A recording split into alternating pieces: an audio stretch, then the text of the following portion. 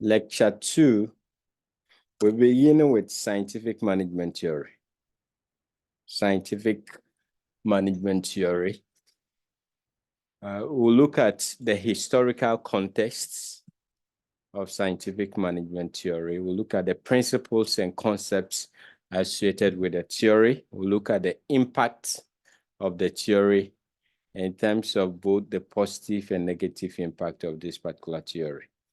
All right. Now we'll look at how contemporary management practices incorporate scientific management theory. So as I said, the last bit will be of very important notice for all of us. We have to know all the others, but far more important, we have to know what this theory, how it is being utilized today by managers. So how contemporary management practices incorporate scientific management theory is something that we'll be learning. Because it's historical, as I indicated much earlier, we'll do a lot of reading to just get the perspective of where this theory is coming from. So it emerged in the late 19th and early 20th century. I must say that all the classical management theories, scientific management theory, administrative management theory or school, as well as bureaucratic theory of management, all of them emerged or came around this very period of time, okay, when the Industrial Revolution has started and so on and so forth. So the historical context, as we might see with the others, really will over around this particular period in history. So it emerged in the late 19th and early 20th century. Scientific management, also known as Taylorism, emerged in the late 19th and early 20th century during the height of the Industrial Revolution in the United States. All right. It was developed or founded by Frederick Winslow Taylor, an American mechanical engineer who sought to address the inefficiencies and productivity challenges facing industrial organizations of the time. So to be able to appreciate these theories, we have to assume we don't know what we know, all right? Because this was the era when industries were about starting. The present things that we know as companies, as industries, used not to exist. And people didn't even know how to manage organizations. In fact, organizations were even rare in terms of business organizations, and people knew very little about organizations. So there were a lot of inefficiencies, and there were issues of low productivity or productivity challenges. So this scholar, Frederick Winslow Taylor, sought to correct the problem associated with inefficiencies and productivity at the workplace, okay? So pay attention to his focus. His focus was on productivity challenges at the workplace. So challenges of the industrialization era. So during this period, industrialization led to significant changes in the nature of work, with mass production becoming increasingly prevalent in factories, right? So before this, I said to be able to appreciate the work he has done, you have to know that there were no industries, all right? If there were things that people sought to do, maybe they were into peasant farming and probably fishing and things like that, that they could take from extractive things that they could take from the natural environment and just consume. Okay, so this was the beginning of industrialization and the beginning of mass production. However, many factories suffered from low productivity, high cost, and inefficient work practices. Taylor's ideas arose in response to these challenges as he sought to apply scientific principles to improve organizational efficiency and productivity. Okay, so industries just began, as I said. People didn't know how to manage workers and employees. When they come to work, what time should they come to work? What time should they close? What should they do whilst at work? and so on and so forth, were things that were vague, and people didn't know how to manage the employees during this particular era. All right. So there was the problem of low productivity, there was high cost, and inefficient work practices. So Taylor's work was basically about this, how to correct the issues of low productivity and inefficiency among the working class or force as they come to organizations. So Taylor conducted his research and experimentation primarily in the steel mills and other manufacturing settings where he observed firsthand the inefficiencies in production processes. He then conducted what is known as the time and motion studies to analyze how tasks were performed and sought to identify the most efficient methods for completing them. Okay, so he carried out his research in steel mills and other manufacturing settings, and just observed how people work, right? When people, as I said earlier on, when people come to work, what do? People or the world didn't know how to manage workers. When they come to work, what time should they report to work? And when they come, what should they be doing until they finally leave the workplace? Okay, so he conducted some studies known as the time and motion studies. Later on, we'll look at the meaning of this. But basically, he wanted, from time and motion, he wanted a situation where people will not just come to work and just be walking around, wasting time, appearing to be busy, and yet not being productive. Okay, so he wanted to make the most out of the workers or workforce that come into the organization, first by managing their time and also by looking at their emotions or movements as they come to the workplace. Okay, so that is the scientific management theory perspective. So scientific management, Taylor then did some publications, okay, from the research. So scientific management gained traction, that means attention, in the early 20th century, as Taylor published his idea in works such as The Principles of Scientific Management. His approach emphasized standardizing work methods, implementing a piece rate system to incentivize productivity, and optimizing the division of labor to maximize efficiency. So after the research, he published his book or work that he titled The Principles of Management. Okay, I said that was the time that workers, managers or owners of business didn't know how to go about managing their workers. So he found a way to suggest how to standardize work methods so that if we come to the workplace, there should be one way. And this was an era where manual work or labor was the main thing. People used their muscles to do work. Okay, so if we take the example of molding of blocks, there was no standardized way of doing it. Okay, some people could use the old methods, that box where you have to mix the mortar and other things and fill in and probably use some other, what do you call it?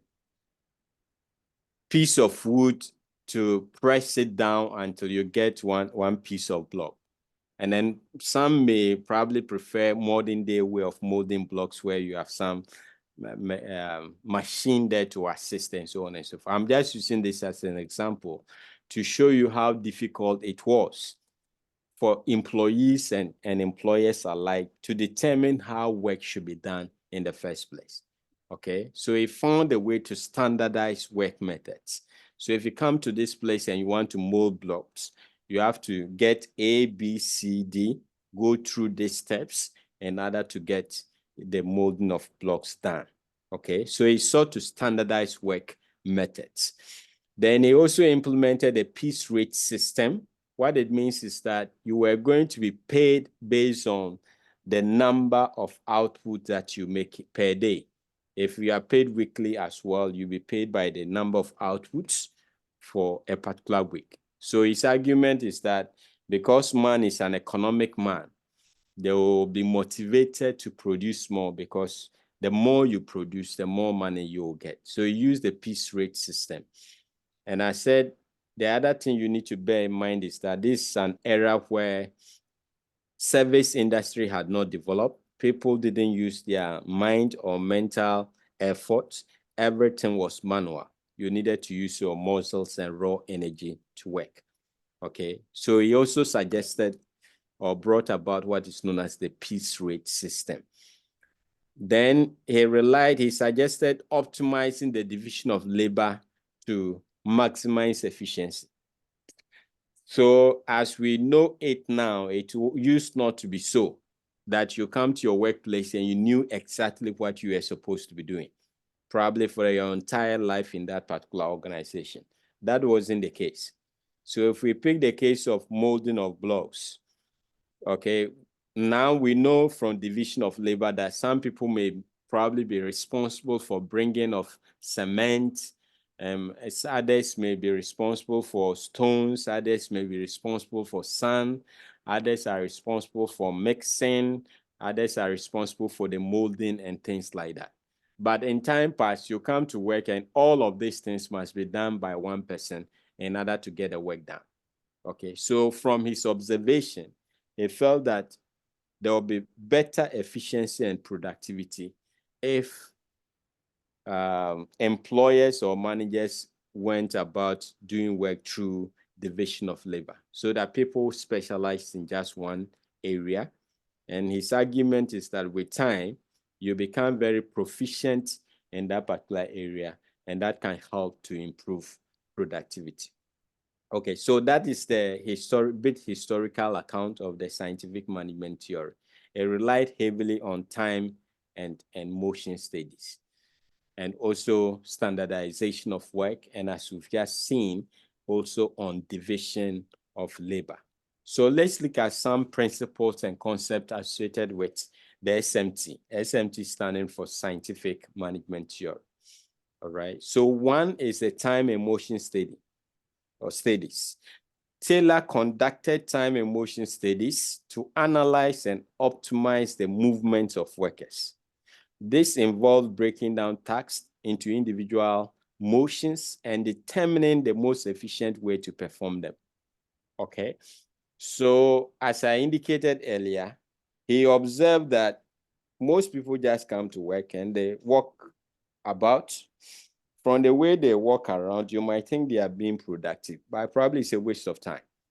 Okay, so he now suggests that through the research, he was able to identify, for example, the number of times you have to move about to get a particular task done. So if you work idly for more than the number that's required, what it means is that you are not being efficient.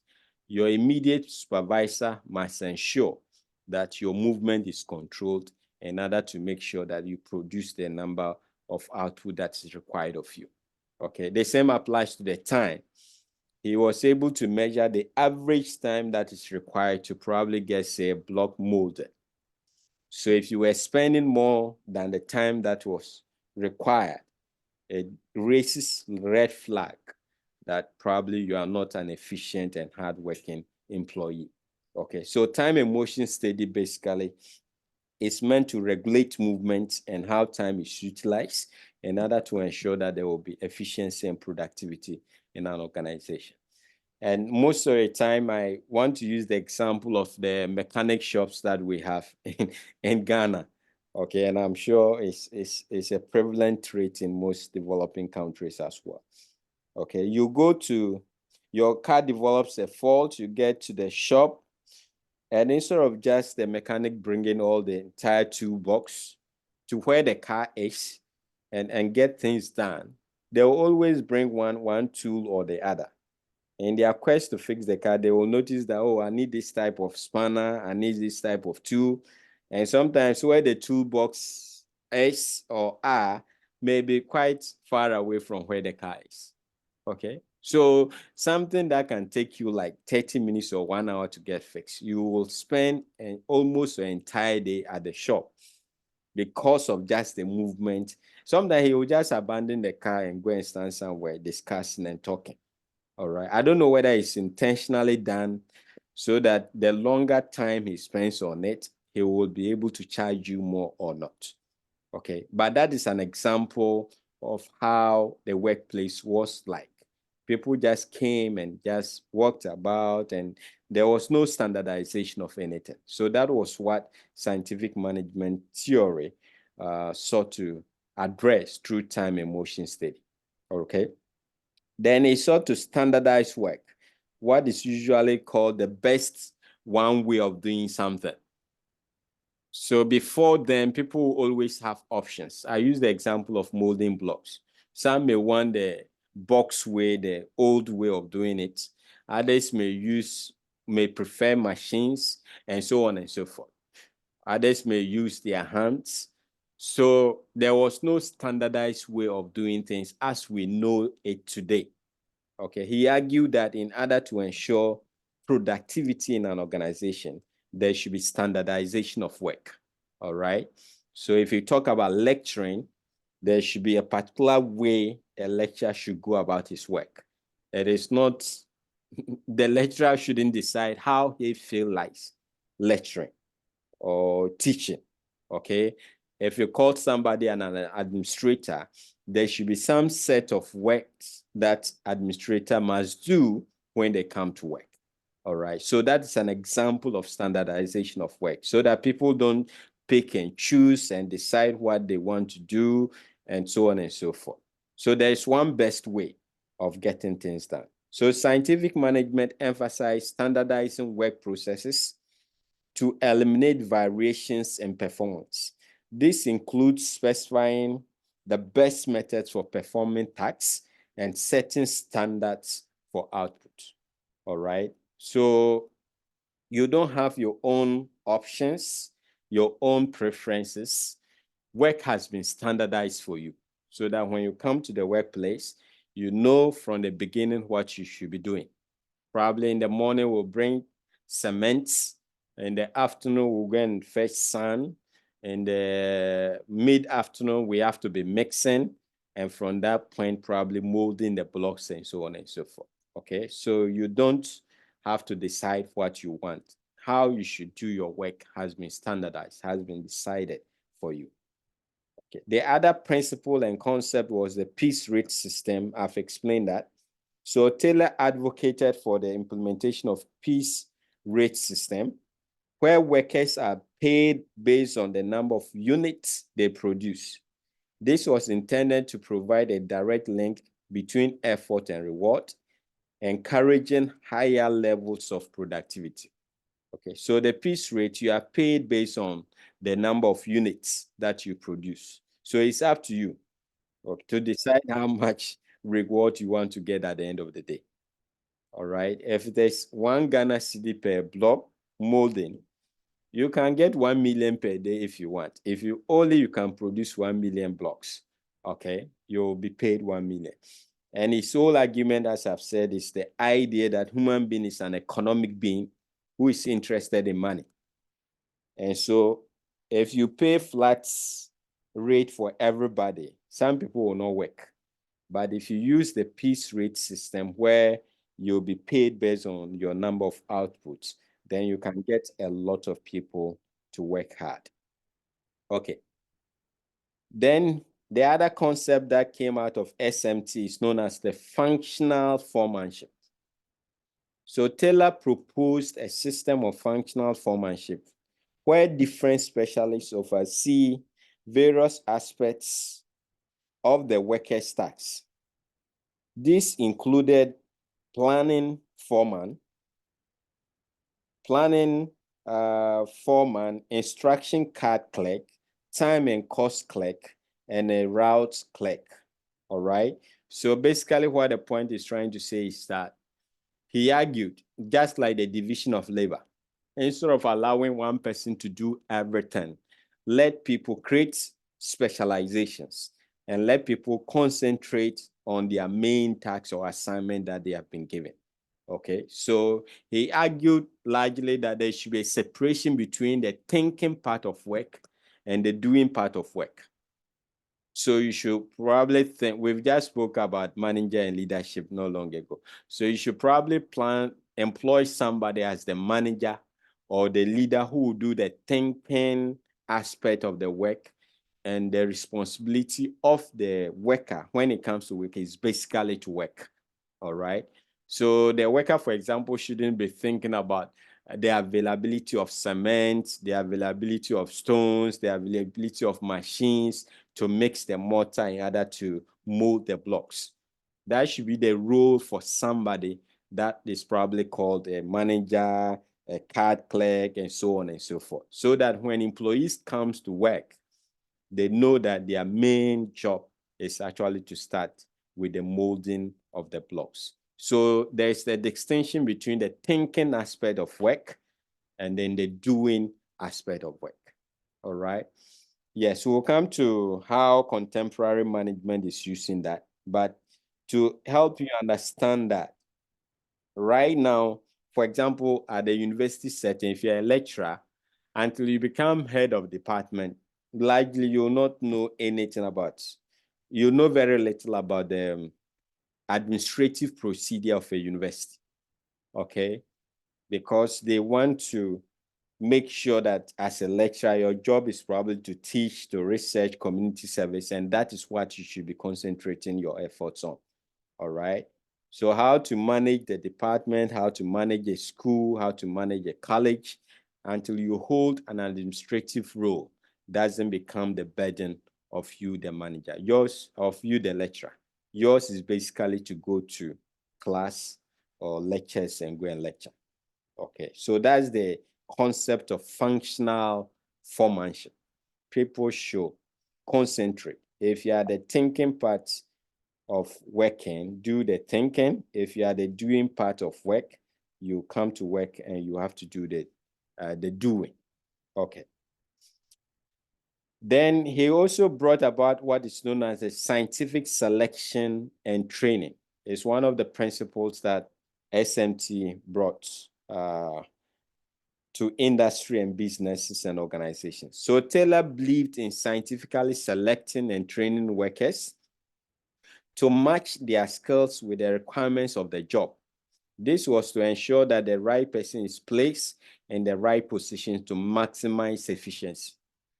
All right. So we said this was the beginning of industries and organizations. That era was when industries were coming up. So most of these businesses were family-owned businesses. And so you will appreciate the fact that most of the people that will be working there are likely to be family members and people that probably the employer or the entrepreneur knows. Okay. But based on his research, he realized that because people were not scientifically selected, most of them were not competent enough for the positions that they hold. Okay. And that is still the case today. So what we know about HR and most of the HR practices have their roots from the works of Taylor, okay, scientific management theory. So he says, no, instead of picking people because we know them, because they are family members, we should find a way scientifically to be able to select and train workers in order to get the best out of them. Okay, so if you have read about HR things, recruitment and selection, training and development, and so on and so forth, all of those things have their roots from Taylorism, okay, or scientific management theory. Then task specialization. Task specialization. Specialization of labor were key components of scientific management. Tasks were broken down into smaller specialized components to increase efficiency and reduce the skill required for each specific task. Okay, so he argued that work should be divided so that people will only be responsible for just an aspect of the work. And he argued that as you continually do something, you gain efficiency in that particular area. That will limit waste, both in terms of resources and the time that will be spent in doing that particular activity. Okay, so modern day specialization or division of labor, creating of departments and units and all that from the ideas of scientific management theory. Okay. Any questions? Are we fine up to this point? Yes, sir. Okay. So Yes, sir. good. The other principles that he brought about was the hierarchy of authority. So Taylor proposed a clear hierarchy of authority with managers responsible for planning and workers responsible for executing tasks. This was designed to streamline decision-making and improve coordination. Okay, so what we now know and take for granted wasn't there in time past. Okay, for now, every organization you go to, we have a hierarchy, we have the manager, we have the assistant.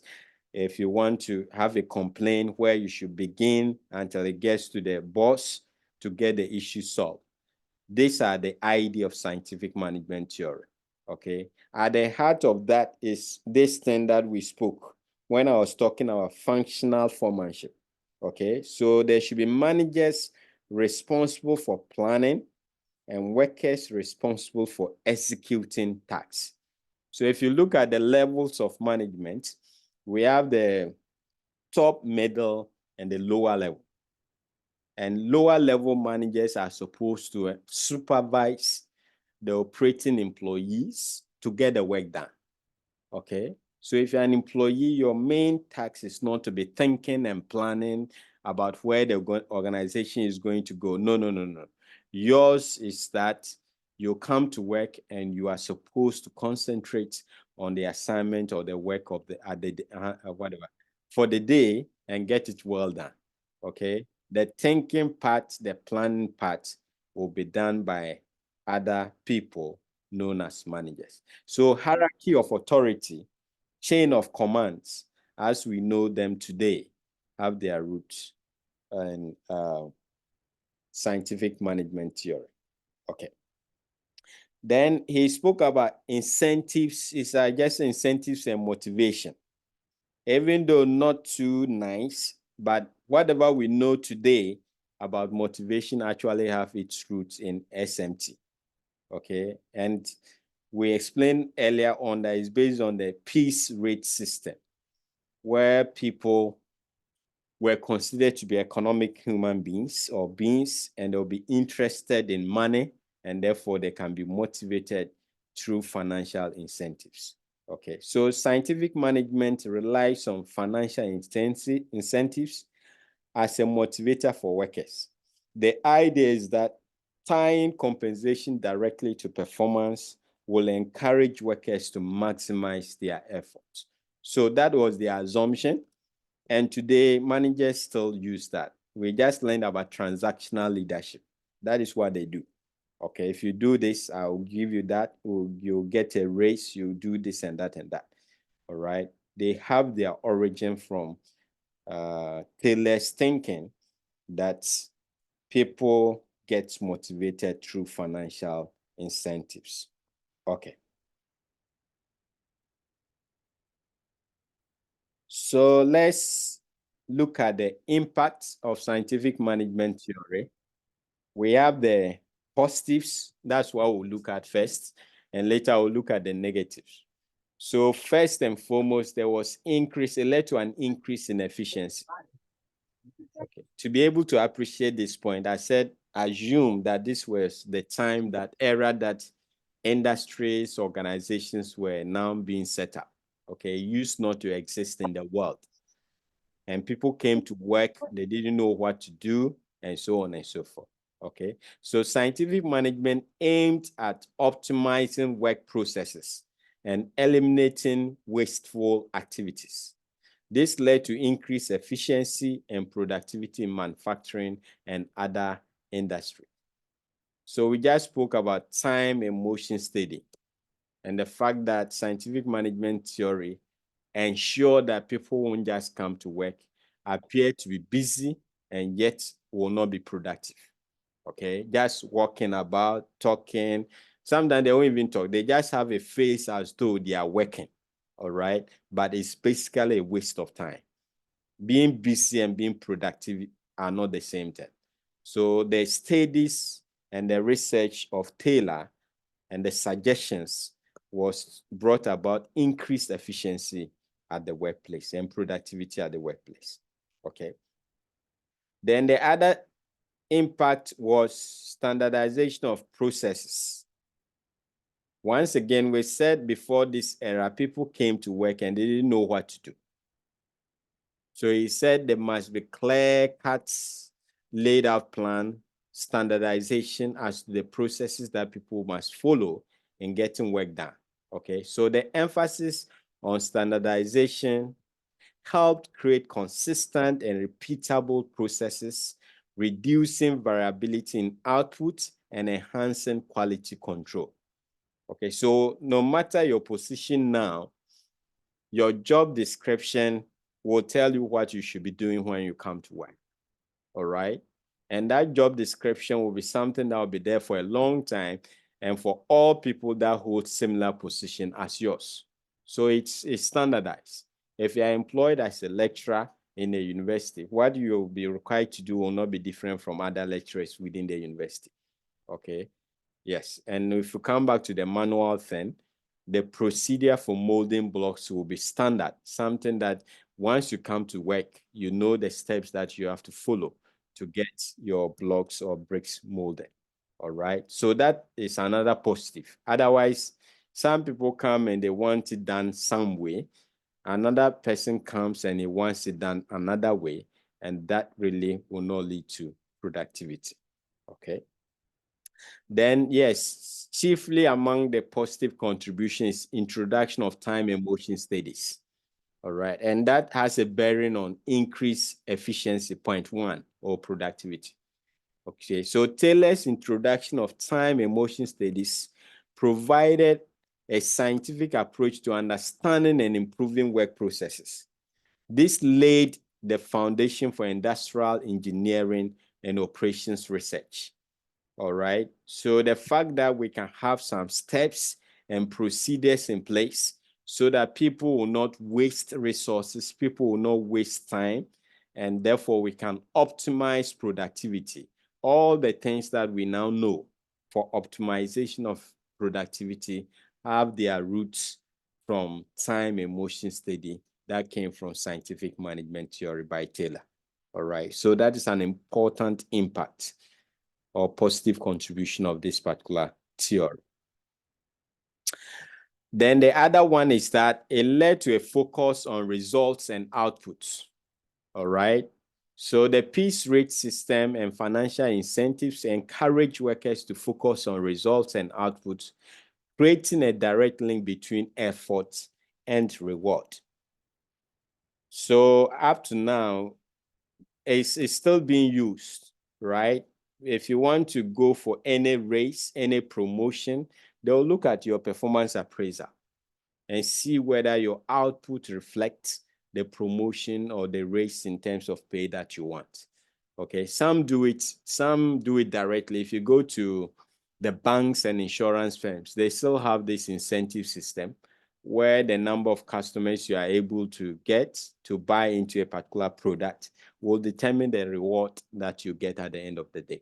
So it helps workers and everybody to focus on results and outputs. You don't come to work to just play about because you know that your compensation is tied to your results or outputs at the end of the day. Okay. So largely, it had a major influence on modern day management practices from all the explanations that we've given. Even though it was in the 19th and early 20th century, most of the contributions are still very valuable today. Okay, so scientific management laid the groundwork for later management theories and practices, influencing the development of concepts such as process optimization, performance measurement, and efficiency improvement. So everything and anything we know now about how to improve productivity, optimization, and all those concepts have their root from the work of Taylor, scientific management theory. Okay. So it was not without criticisms as well. right? So it had negative impact. So the first one is dehumanization of work. What does that mean? So it made human beings to look like machines, all right? Not real human beings. Just come to work. The procedure has been determined. How to work has been determined. We assume that you are a robot and you will like money. Let's just use money to incentivize you and you work hard. Whether you are sick, whether you are not happy, that is not our issue, okay? We just have to set standards for everybody. Show the steps that work should be done. If you come to work, these are the procedures, and you should be able to meet certain standards before we can consider you to be an efficient worker. So one of the major criticism is humanization of work, where human beings were no longer considered to be humans. Okay. So one of the primary criticisms of scientific management is its tendency to view workers as mere cogs in a machine, neglecting their individual skills, creativity, and the human aspects of work. So from what we've said about standardization of work, when you come, what you think doesn't matter. The work has been defined. How to do the work has been defined. Okay, so you just come and you plug in, you start working. All right. So it's different from, say, teaching. It may be defined, but how I will explain my concept and the examples I want to give is up to me. Okay. That is not the same with, say, molding of blocks or something manual work. They will tell you exactly what you have to do, and it is in your own interest to do just as your supervisor wants you to do. All right. So it takes away your own creativity, your own initiative.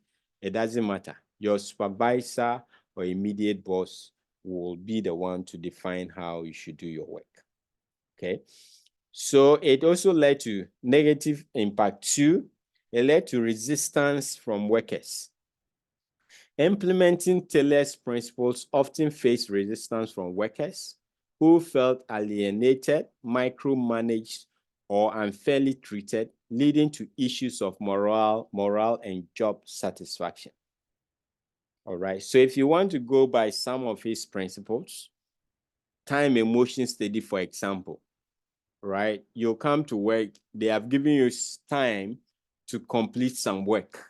As I said, it doesn't really matter whether that day you are not feeling well or you are in bad mood, you've quarreled with your husband or wife. That is not important. All right, you have to, because there is a target that you have to meet before the close of the day. Mold 50 blocks minimum, mold 100 blocks minimum, and we don't care whether you're feeling well or not. Okay, so it led to resistance. It influenced resistance or encouraged the resistance from workers, because really their view and concerns were not taken into consideration. They were micromanaged and fairly treated because you just have to meet the target for the day. Okay, so issues about job satisfaction and morale became a big problem. Then there was overemphasis on quantifiable factors. Of course, this was the era that I said that there was no really service industry. So it's all about real productivity, right? Things like blogs, any other quantifiable thing. Yes, manual stuff, okay?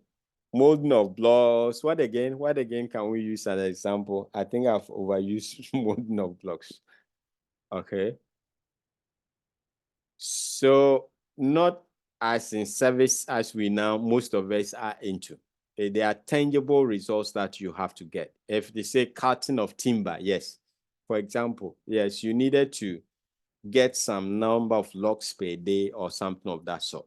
If there's, say, furniture works, you needed to be able to put up or, yes, fix some number of tables or chairs for a particular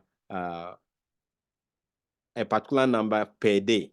Okay, and as I said, it doesn't matter how you feel that day. It doesn't matter your health status that day. The important thing is for you to meet the target per day for that particular day. Okay, so scientific management tends to focus heavily on quantifiable factors, sometimes overlooking the qualitative aspects of work and employee well-being. Okay, so how you feel, whether you are sick, whether you are not sick, whether you are happy, you are moody and stuff like that. No, that's not the concern of scientific management theory. The main focus of the theory is to improve productivity among employees. And you are required to meet your targets based on established way of work before the day closes or ends. Okay. Then point limitation 4 is that it had limited application. Okay, so while effective in certain industries, scientific management is not universally applicable. It may not be suitable for knowledge-based or creative work where flexibility, autonomy, and collaboration are essential. So if you looked at the nature of the theory, it's a theory that doesn't allow for the opinion and suggestions and creative thinking of employees. You basically have to come to work and do according to the template that has been set for you, okay? And you have been told also the minimum you should produce per day. So it is not about your suggestions and opinion. So that kind of theory is not something that will work well.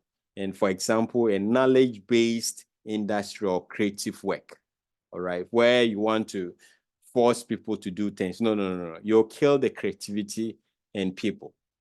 Earlier, when I was trying to use the example of lecturership, I told you that it's not exactly the same as the industries where you have to produce measurable and quantifiable output. Okay. So lecturer, you have your job description. You are supposed to lecture and do whatever. But how you go about it is not strictly defined by your institution. Okay. So yes. So my examples, my explanations are personal to me. It's based on my own creativity, my own thinking. That will help me to be able to explain the points as I'm doing. All right. I'm sure if you were to ask your colleagues in the other groups about how their lecturer went about teaching this particular course, it may be different. The examples are likely to be different. The emphasis are likely to be different, and so on and so forth.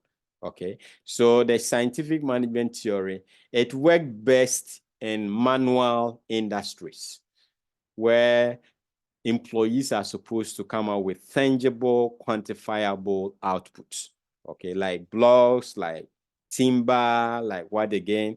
Anything that physically employees were supposed to produce. It worked well. But where people have to use their mind, their creativity, their thinking, it will not work. You can't force people to think in a certain way. All right. So it had limited application. It worked well in manual industries, but not in service or knowledge-based industries or organizations. Then the other big disadvantage is the neglect of social and psychological factors. Okay, so critics argue that scientific management ignored important social and psychological factors in the workplace, such as the impact of interpersonal relationships, motivation, and job satisfaction. So there was no talk about how to motivate workers, how to address the social needs and psychological needs of workers. No, that wasn't important.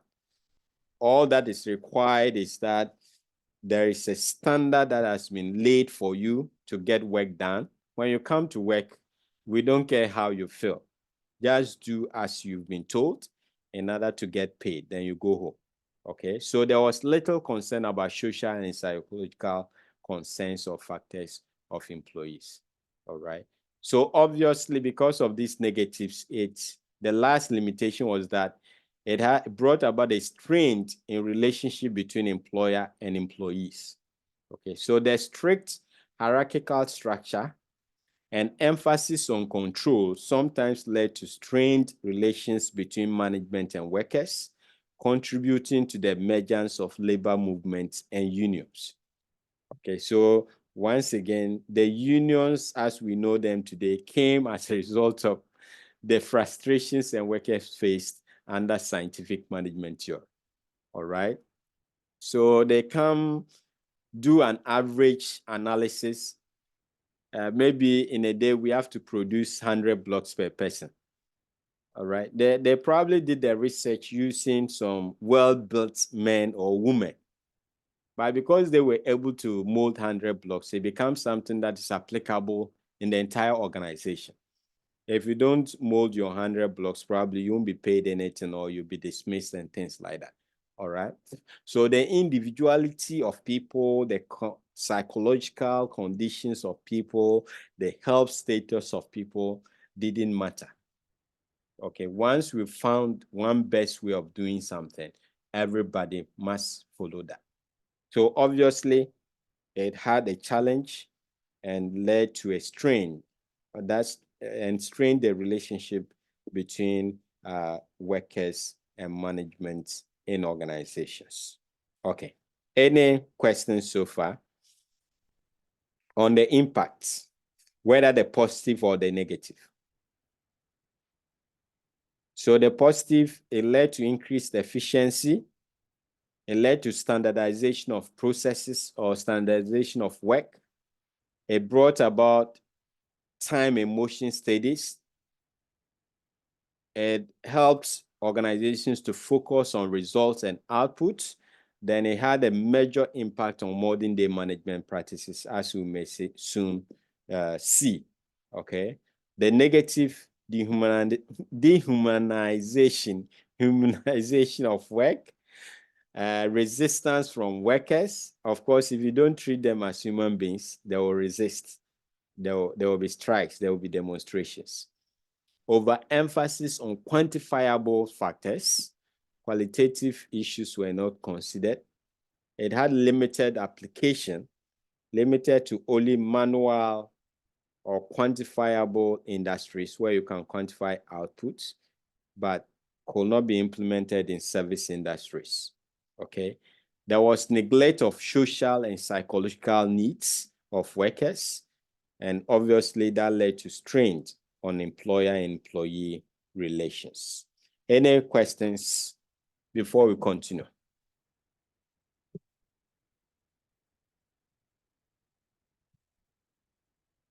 Okay.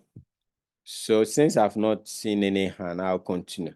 So you'll notice that the main focus of scientific management theory was on employees and how to ensure that they become productive. Okay, they don't waste time. They don't. So productivity and how to improve productivity is the main focus of scientific management theory. Okay, so anything that we now know, any technology, any concept, any term that we know that seeks to improve performance in an organization will have its basis from the scientific management theory. Okay, so that is how we should be viewing the contemporary management practices. Things that are being done now to improve efficiency and to bring about enhanced productivity are coming because Taylor first made that argument, okay, as to how to improve productivity at the workplace. Okay, so the first one is process optimization. So the emphasizing on analyzing and optimizing work processes from scientific management has persisted. Contemporary organizations often use tools like Lean and Six Sigma to identify and eliminate inefficiencies in their processes.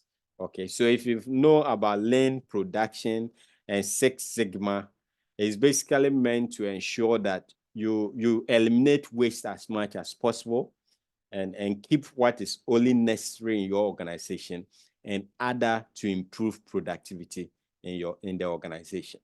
Okay, so this ideas are coming because somebody has already done the thinking from the scientific management theory. Okay, for us to know that don't just come to work and go, but be thinking about how to optimize your production processes to get the maximum output or productivity. Okay, so point 2, performance measurement is becoming a common word now in most organizations, right? They don't just give you position and then you go to sleep. There are targets, even in football. There is a target for you. You must qualify the Black Stars to whatever, before your contract will be renewed. Okay, so these are things that happen nowadays, but they have their roots from scientific management theory. All right, so scientific management introduced the idea of measuring and quantifying performance. Today, performance metrics, key performance indicators known as KPIs, and performance management systems are common in assessing and improving employee and organizational performance. All right, so if you are using KPIs in your organization or whatever performance targets that you've been given, and whatever name it is called, these things are coming because of the scientific management theory, all right? Because Taylor started with the idea of measuring and quantifying performance. Don't just leave performance to chance and hope that employees will do their best. No, you should find a way to measure this performance. And even from point 1, seek ways to improve the performance in your organization. So all things that are connected to performance measurement, as we currently know, have their roots from scientific management theory. Okay. Then specialization and division of labor. I think this should be clear, right?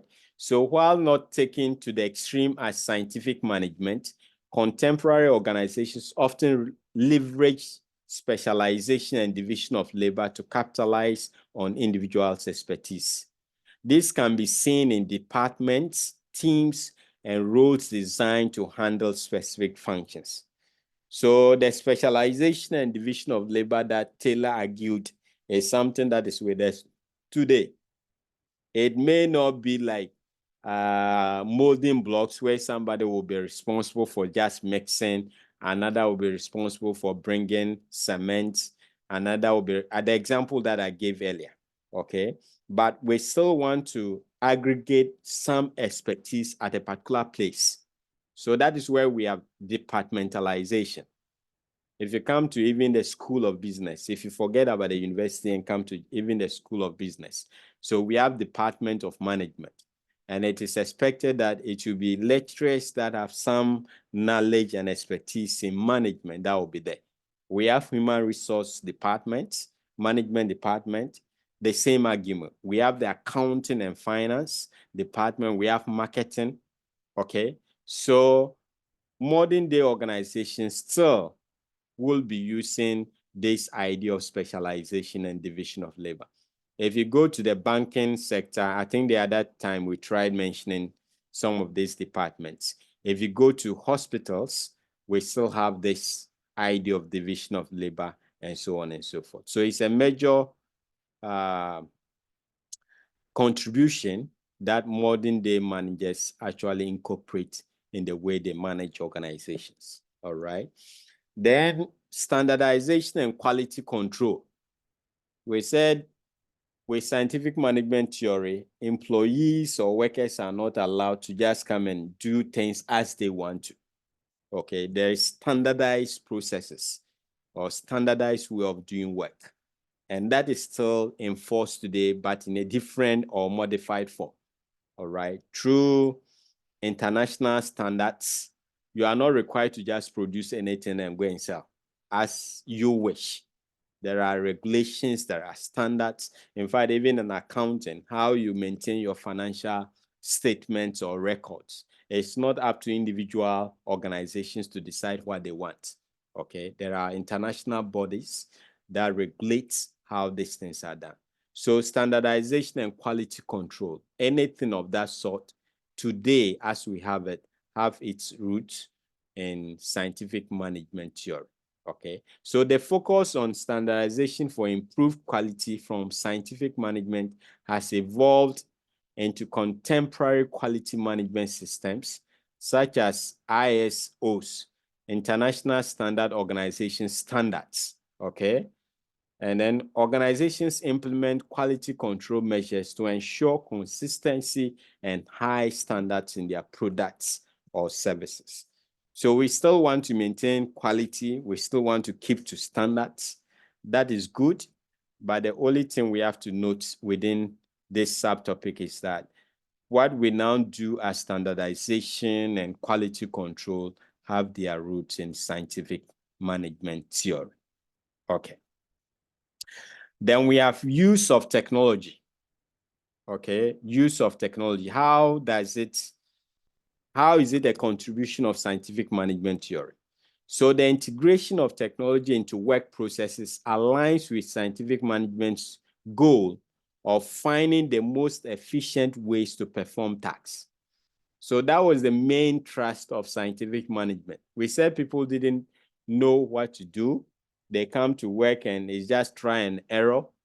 But through the research, we should be able to come out with the best way of doing a particular work. Okay, and technology helps in solving or addressing that particular problem. All right, so technology is key nowadays in every organization because it will help in standardizing work and getting work done more efficiently. Okay, so things like automation, robotics, digital tools are employed to streamline workflows and enhance efficiency. All right. So the point we want to make is that the person who brought the idea that we should improve productivity in the best possible way that we can should have contributed in people thinking about the type of technology and tools that should be brought in place in order to improve productivity at the workplace. Okay, so the use of technology could also be credited to the work of Taylor in scientific management theory. Okay. Then point 6, employee training and development. I think this one is obvious because we spoke about scientific selection and training of workers. So the idea of scientifically selecting and training workers has translated into contemporary practices of employee training and development. Organizations invest in programs to enhance employee skills and align them with organizational goals.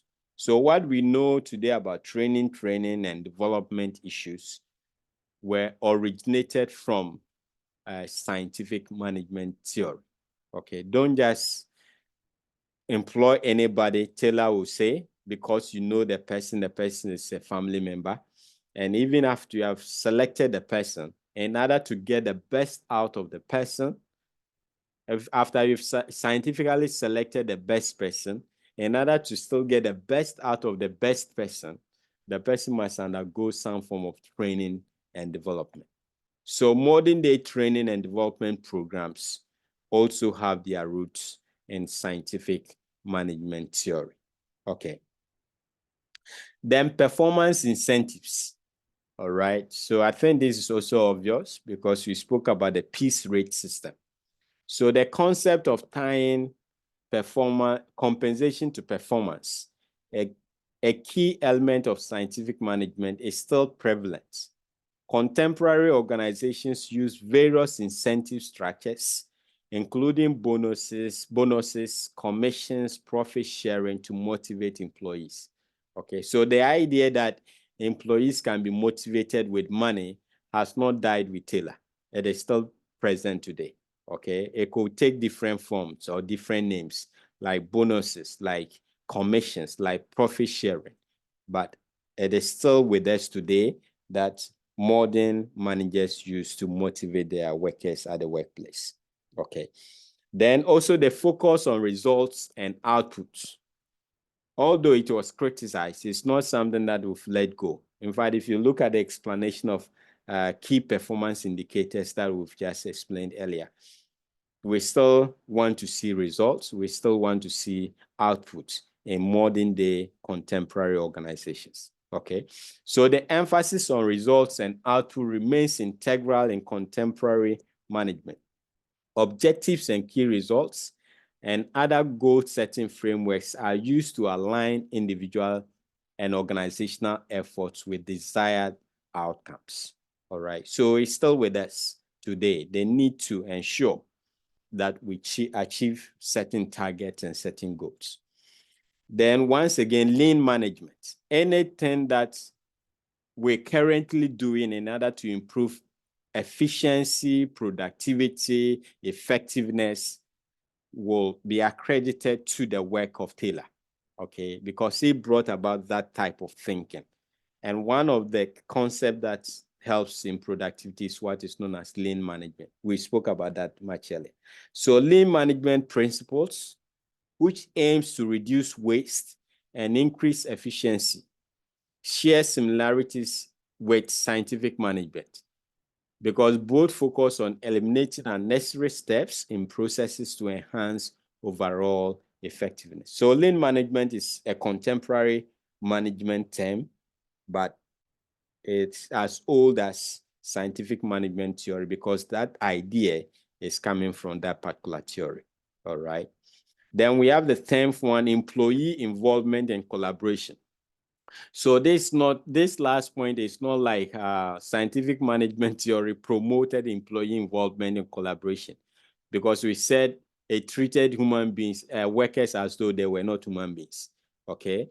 But it helped modern management to know they need to involve and collaborate with employees. So that is the point here, okay? We said because of the dehumanization of workers, there was a strain as far as the relationship between management and workers are concerned, all right? It led to the formation of unions and so on and so forth. So the lesson learned by modern managers is that if you want to manage well and get the result that you want from your employees, then you must learn and recognize the issue about employee involvement and collaboration, all right? So this one is not like the other 9 points that we've explained. This is like a lesson that have been learned by modern managers or contemporary managers based on the negative effects of scientific management theory. Okay, so while scientific management tended to minimize employee involvement in decision-making, contemporary management recognizes the importance of employee engagement and collaboration. Team-based structures and participatory management approaches are more common today, all right? So they are common because scientific management theory has helped modern day managers to know the disadvantages or the threat that could come from not engaging or involving employees, all right? Okay, any questions? We've come to the end of lecture 2. Any questions